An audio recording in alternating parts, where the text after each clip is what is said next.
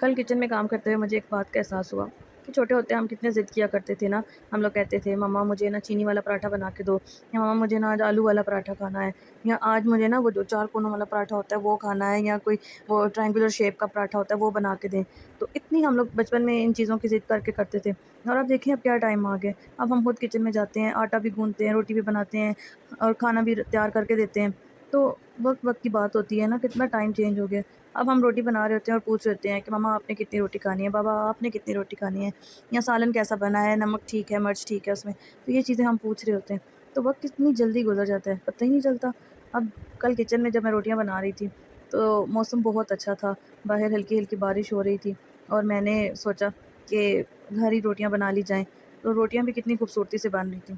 ہر روٹی جو میں نے توے پہ ڈالی اس کے اندر ایک محبت، ایک وہ بچپن کی یاد اور ایک احساس تھا. جب میں نے کوکنگ سٹارٹ کی تو روٹی ظاہری بات ہے جب سٹارٹ لیتے ہیں تو اچھی نہیں بنتی. میں کبھی روٹی کی شیپ خراب ہو جاتی تھی، کبھی پتلی ہو جاتی، کبھی سخت ہو جاتی تھی. تو گھر میں سب کہتے تھے تم کھانا نہ ہی بناؤ تو اچھا ہے، نہ ہی بناؤ تو اچھا ہے.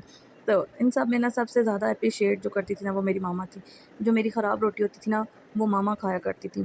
وہ کہتی تھی کہ یہ سب سے مزے کی روٹی ہے، یہ تم مجھے دے دو. حالانکہ مجھے پتہ ہوتا تھا کہ وہ اچھی نہیں بنی، لیکن پھر بھی ان کا اپریشیٹ کرنے کا شاید یہی وے تھا. اور اب جب میں کچن میں جاتی ہوں تو سب میری کھانے کی تعریف کرتے ہیں، اب سب اپریشیٹ کر رہے ہوتے ہیں.